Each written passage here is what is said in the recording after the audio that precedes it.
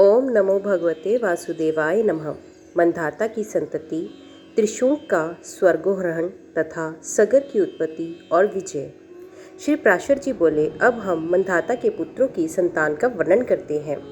मंधाता के पुत्र अम्बरीश के युवनाश्व नामक पुत्र हुआ। उससे हारित हुआ, जिसे अंगीरा गोत्रीय हरितगण हुए। पूर्व काल में रसातल में मोने नामक 6 करोड़ गंधर्व रहते थे। उन्होंने समस्त नागकुलों के प्रधान रतन और अधिकार छीन लिए। गंधर्वों के पराक्रम से अपमानित उस नागेश्वरों द्वारा स्तुति किए जाने पर उसके श्रवण करने से जिनकी विकसित कमल सदृश आंखें खुल गई हैं, निद्रा के अंत में जगे हुए उन जलशयी भगवान सर्वदेश्वर को प्रणाम कर उनसे नागागण, भगवान इन गंधर्वों से उत्पन्न हुआ हमारा भय किस प्रकार शांत होगा। तब आदि अंत रहित भगवान पुरुषोत्तम ने कहा, युवनाश्व के पुत्र मंधाता का जो ये पुरुकुत्स नामक पुत्र है, उसमें प्रविष्ट होकर मैं उन संपूर्ण दुष्ट गंधर्वों का नाश कर दूंगा। ये सुनकर भगवान जलाशयी को प्रणाम कर समस्त नागाधिपतिगण नागलोक में लौट आए और पुरुकुत्स को लाने के लिए गए। तदंतर नर्मदा पुरुकुत्स को रसातल में ले आई। रसातल में पहुंचने पर पुरुकुत्स ने भगवान के तेज से अपने शरीर का बल जाने से संपूर्ण गंधर्वों को मार डाला और फिर अपने नगर में लौट आया। उस समय समस्त नागराजों ने नर्मदा को ये वर दिया कि जो कोई तेरा स्मरण करते हुए तेरा नाम लेगा, उसको सर्प विषय से कोई भय नहीं होगा। इस विषय में ये श्लोक भी है। नर्मदा को प्राप्त काल नमस्कार है, रात्रि काल में भी नर्मदा को नमस्कार है। हे नर्मदे, तुमको बारंबार नमस्कार है, तुम मेरी विष और सर्प से रक्षा करो। इसका उच्चारण करते हुए दिन अथवा रात्रि में किसी समय भी अंधकार में जाने से सर्प नहीं काटता तथा इसका स्मरण करने भोजन करने वालों का खाया हुआ विष भी घातक नहीं होता। पुरुकुत्स को नागपतियों ने ये वर दिया कि तुम्हारी संतान का कभी अंत नहीं होगा। पुरुकुत्स ने नर्मदा से नामक त्रिशुद्ध नामक पुत्र उत्पन्न किया। त्रिशुद्ध से अनुरण्य हुआ, जिसे दिग्विजय के समय रावण ने मारा था। अनुरण्य के प्रशदक्ष के हर्यक्ष के हस्त के सुमना के त्रिधंवा के त्रयारूपिणी और त्रयारूणी के सत्यव्रत नामक पुत्र हुआ, जो पीछे त्रिशूंक कहलाए। वे त्रिशूंक चांडाल हो गया।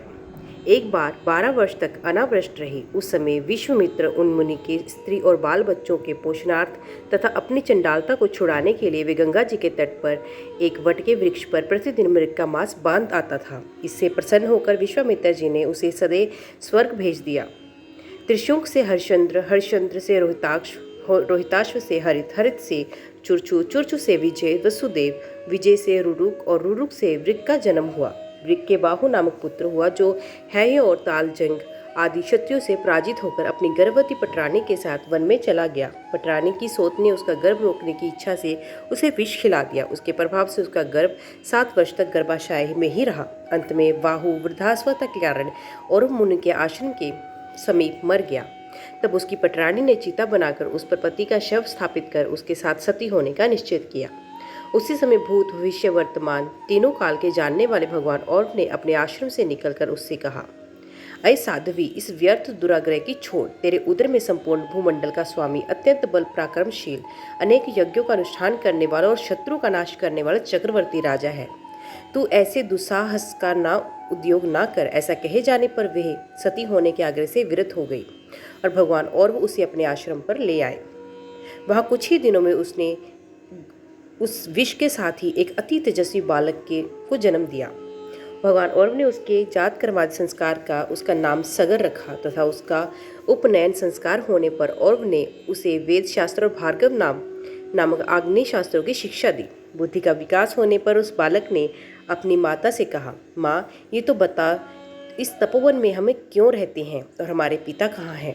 इस प्रकार और भी प्रश्न पूछने पर माता ने उससे संपूर्ण वृत्तांत कह दिया। तब तो पिता के राज्य प्रहरण को सहन ना कर सकने के कारण उसके हेय और तालझंग आदि क्षत्रियों को मार डालने की प्रतिज्ञा की और प्राय सभी हेय एवं तालझंग वंशीय राजाओं को नष्ट कर दिया। उनके पश्चात शक, यवन, कंबोज, पारद, पैगवन, भी हताहत होकर सगर के कुलगुरु वशिष्ठ जी के चरणों में चले गए।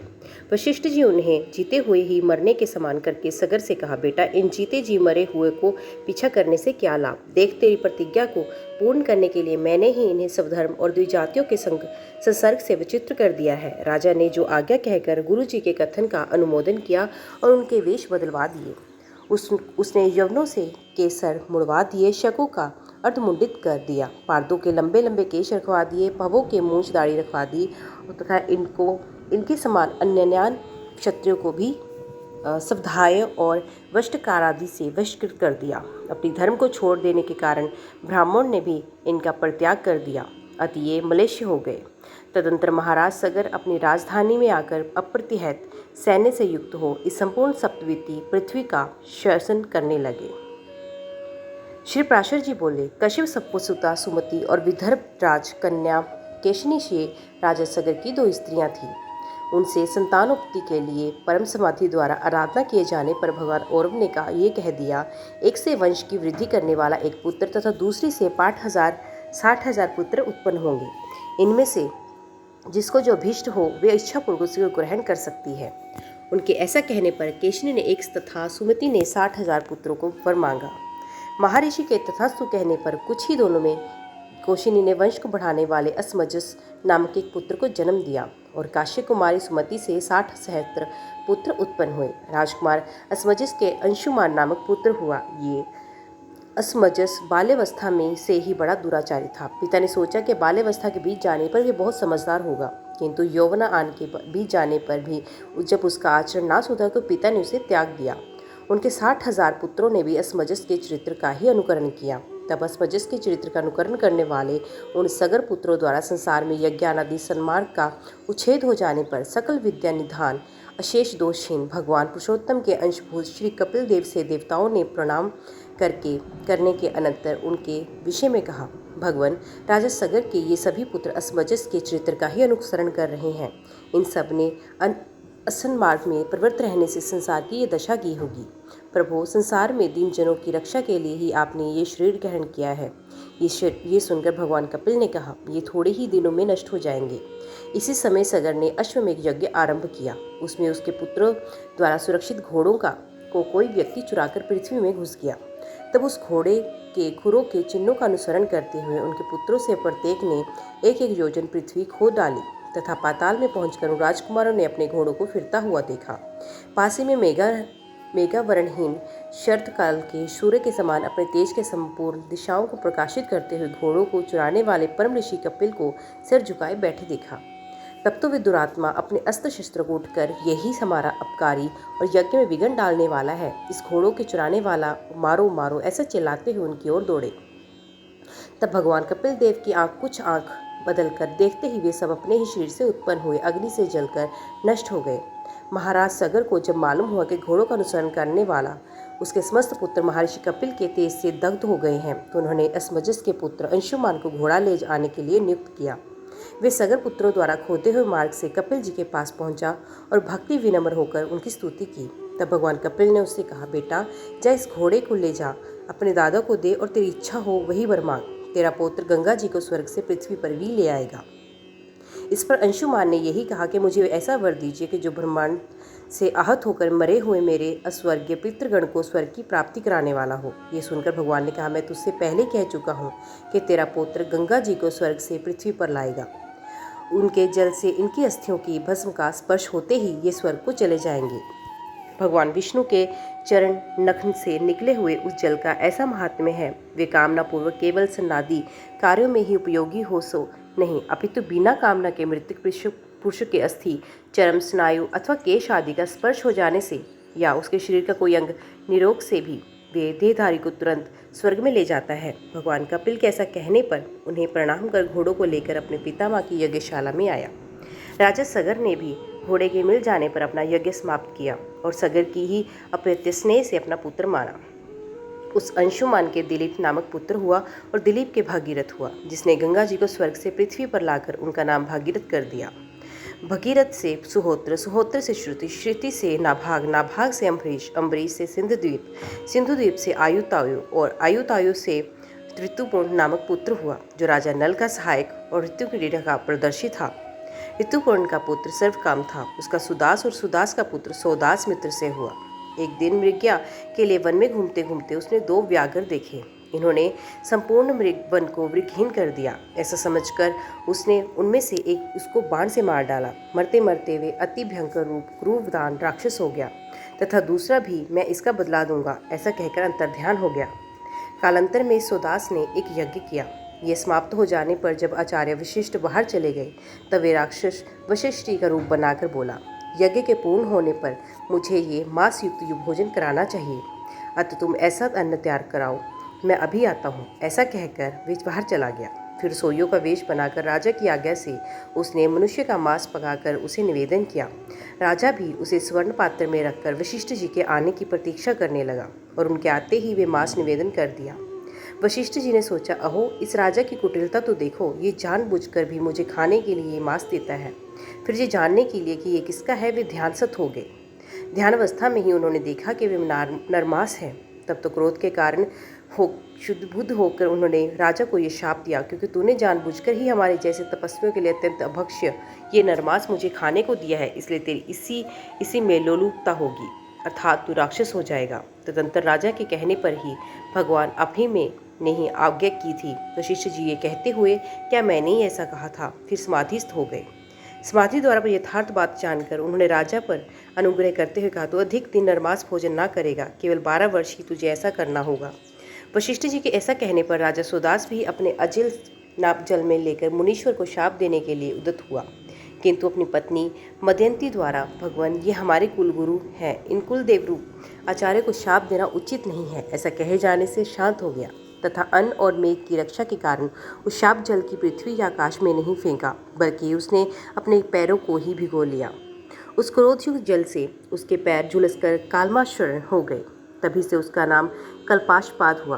तभी वशिष्ठ जी के शाप से प्रभाव से छठे काल में अर्थात तीसरे दिन के अंतिम भाग में वे राक्षस सब भाव धारण कर वन में घूमते हुए अनेकों मनुष्यों को खाने लगा। एक दिन उसने एक मुनीश्वर को ऋतुकाल के समय अपनी भार्या से संगत करते देखा। उस अति भीषण राक्षस रूप से देखकर वह से भागते हुए उन दाम्पत्यों में से उसने ब्राह्मण को पकड़ लिया। तब ब्राह्मणी ने उसे नाना प्रकार से प्रार्थना की और कहा, हे राजन प्रसन्न होइए, आप राक्षस नहीं हैं बल्कि महाराज मित्र से हैं। आप स्त्री संयोग के सुख को जानने वाले हैं। मैं अतृप्त हूँ, मेरे पति को मारना आपको उचित नहीं है। इस प्रकार उसके नाना प्रकार से विलाप करने पर भी उसने उस ब्राह्मण को इस प्रकार भक्षण कर लिया जैसे बाघ अपने अभिमत पशु को वन में पकड़कर खा जाता है। तब ब्राह्मणी ने अत्यंत क्रोधित होकर राजा को शाप दिया, अरे तूने मेरे अतृप्त हो रहते हुए भी इस प्रकार मेरे पति को खा लिया, इसलिए कामोभोग में प्रवृत्त होते ही तेरा अंत हो जाएगा। इस प्रकार शाप देकर वे अग्नि में प्रविष्ट कर गई। तदंतर 12 वर्ष के अंत में शाप मुक्त हो जाने पर एक दिन विषय कामना में प्रवृत्त होने पर रानी मदयंती ने उसे ब्राह्मणी के शाप का स्मरण करा दिया। तभी से राजा ने स्त्री संभोग त्याग दिया। पीछे पुत्रहीन राजा के करने पर वशिष्ठ ने मदयंती के गर्भधान किया। जब उसे गर्भ में 7 वर्ष व्यतीत होने पर भी जन्म ना लिया, देवी मदयंती ने उस पर पत्थर से प्रहार किया। इससे उसी समय पुत्र उत्पन्न हुआ और उसका नाम अश्मक हुआ। अश्मक के मूलक नामक पुत्र हुआ। जब परशुराम जी द्वारा वे पृथ्वी तल क्षत्रियहीन किया जा रहा था, उस समय उसकी रक्षा वस्त्रहीन स्त्रियों ने घेर कर की थी। उसे नारी कवच भी कहते हैं। मूलक के दशरथ के इलिविल के विश्वसेय और विश्वसेय के खट्वांग नामक पुत्र हुआ, जिसने देवासुर संग्राम में देवताओं की प्रार्थना करने पर दैत्यों का वध किया। इस प्रकार स्वर्ग में देवताओं का प्रिय करने से उनके द्वारा मांगने के लिए प्रेरित किए जाने पर उसने कहा, यदि मुझे वर ग्रहण ही करना पड़ेगा तो आप लोग मेरी आयु बतलाइए। तब देवताओं के कहने पर तुम्हारी आयु केवल 1 मुहूर्त ही और ही रहेगी।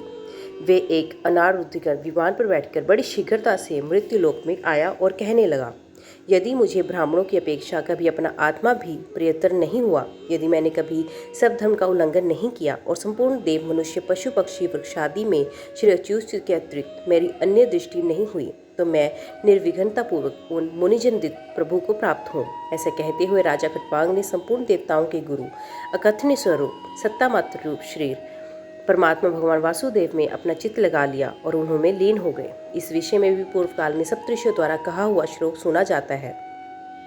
खटवांग के समान पृथ्वी तल में अन्य कोई भी राजा नहीं होगा जिसने एक मुहूर्त मात्र जीवन के रहते ही स्वर्गलोक से भूमंडल में आकर अपनी बुद्धि द्वारा तीनों लोगों की सत्य स्वरूप भगवान वासुदेव में ही देखा।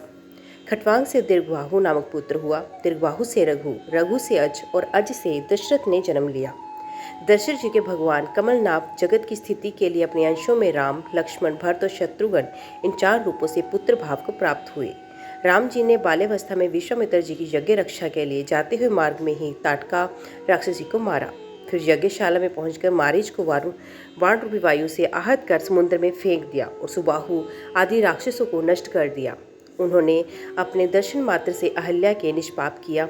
जनक जी की राजभवन में बिना श्रम में ही महादेव जी का धनुष तोड़ा और पुरुषार्थ में से ही प्राप्त होने वाली अयोनिजा जनक राजनंदिनी श्री सीता जी को पत्नी स्वरूप में प्राप्त किया और तदंतर संपूर्ण क्षत्रियों की नष्ट करने वाली समस्त है कुल के लिए अग्नि स्वरूप परशुराम जी के बल वीर्य का गर्भ नष्ट किया। फिर पिता के वचन से राज्य लक्ष्मी कुछ भी न गिनकर भाई लक्ष्मण धर्म पत्नी सीता के सहित वन में चले गए। वहां विरध, खरदूषण आदि राक्षस तथा कंबंदे और वालिक वध किया और समुद्र का पुल बांधकर संपूर्ण राक्षस कुल का विध्वंस किया तथा रावण द्वारा हरि हुई और उसके वध से कलंकित हुई कि हीना होने पर अग्नि प्रवेश से शुद्ध हुई समस्त देवगणों से प्रशंसित स्वभाव वाली अपनी भार्या जनक राजकन्या सीता को अयोध्या में ले आए। हे मैत्रेय, उस समय उनके राज्याभिषेक जैसा मंगल हुआ उसका तो 100 वर्ष में भी वर्णन नहीं किया जा सकता, तथापि संक्षेप में सुनो। दशरथ नंदन श्री रामचंद्र जी प्रसन्न वंदन लक्ष्मण, भरत, शत्रुघ्न, विभीषण, सुग्रीव, अंगद, जाम्बान, हनुमान आदि से क्षत्र चामरादि द्वारा सेवित हो ब्रह्मा, इंद्र, अग्नि, यम, त्रिगण, वरुण, वायु, कुबेर, ईशान आदि संपूर्ण देवन, वशिष्ठ, वामदेव, वाल्मीकि, मार्कंड्य, विश्वामित्र, भारद्वाज और अगस्त्य आदि मुनिजन तथा ऋक, यजु, साम और अथर्ववेद में स्तुति किए जाते हुए तथा नृत्य, गीत, वाद्य आदि संपूर्ण मंगला सामग्रियों सहित वीणा, वेणु, मृदंग, भेरी, पटे, शंख, काहल और कोहमुख आदि बजों के घोष के साथ समस्त राजाओं के मध्य में संपूर्ण लोगों की रक्षा के लिए विधि पूर्वक अभिषिक्त हुए। इस प्रकार दशरथ कुमार, कौशलाधिपति, रघुकुलतिक, जानकी वल्लभ तीनों भ्राताओं के प्रिय श्री रामचंद्र जी ने सिंहासन रूढ़ होकर 11,000 वर्ष राज्य को शासन किया। भरत जी ने भी गंधर्व लोक को जीतने के लिए जाकर युद्ध में 3 करोड़ गंधर्वों का वध किया और शत्रुघ्न जी ने भी अतुलित बलशाली महाप्रकर्मी मधुपुत्र लवण राक्षस का संहार किया और मथुरा नामक नगर की स्थापना की। इस प्रकार अपने अतिशय बल पराक्रम से महान दुष्टों को नष्ट करने वाले भगवान राम, लक्ष्मण, भरत और शत्रुघ्न संपूर्ण जगत की यशोचित व्यवस्था करने के अनंतर फिर स्वर्गलोक को पधारे। व्यवस्था करने के अनंतर फिर स्वर्गलोक को पधार चुके थे। उनके साथ ही जो अयोध्या निवासी उन अतिशय अनुरागी थे, उन्होंने भी तन्मय होने के कारण सामलोक्य मुक्ति प्राप्त की। दुष्ट दल भगवान राम के कुश और लव नामक 2 पुत्र हुए। इसी प्रकार लक्ष्मण जी ने अंगद और चंद्रकेतु, भरत जी के तक्ष और पुष्कल और शत्रुजन के सुबाहु और शूरसेन नामक पुत्र हुए। कुश के अतिथि के निषद के अनल के नभ के पुंडरीक के श्वेतसदा, क्षेमधमा के देवानिक के अहिनक के रुरु के पारयात्रक के देवल के वच्चल के उत्तक के वज्रनाभ के शंखण के युषिताक्ष और युषिताक्ष के विश्वसह नामक पुत्र हुआ। विश्व के हरनाभ नामक पुत्र हुआ जिसने जैमिनी के विषय महायोगीश्वर याज्ञवल्क्य के जी योग विद्या प्राप्त की थी। हरनाभ का पुत्र पुष्प था, उसका ध्रुव संधि का सुदर्शन का अग्निवन का शीघ्र का पुत्र मरु हुआ, जो इस समय भी योगाभ्यास में तत्पर हुआ कला प्रागर में स्थित है। आगामी युग में ये सूर्यवंशी क्षत्रियों का प्रवक्त होगा। मरु का पुत्र प्रसुश्र का सुसंधि का अमर्ष का सहस्वान का विश्वभव तथा विश्वभव का पुत्र बृहदुल हुआ, जिसको भारतीय युद्ध में अर्जुन के पुत्र अभिमन्यु ने मारा था। इस प्रकार मैंने ये इक्ष्वाकु के कुल का प्रधान राजाओं का वर्णन, इनका चरित्र सुनने से मनुष्य सकल पापों से मुक्त हो जाता है। ओम नमो भगवते वासुदेवाय नमः। तो दोस्तों, आज की वीडियो में बस इतना ही। उम्मीद करती हूँ वीडियो आपको पसंद आई होगी। वीडियो पसंद आई हो तो वीडियो को लाइक और चैनल को सब्सक्राइब ज़रूर कीजिएगा। तो मिलते हैं अगले अध्याय के साथ। तब तक के लिए देखते व सुनते रहिए। जय माँ कंजक, जय माता दी।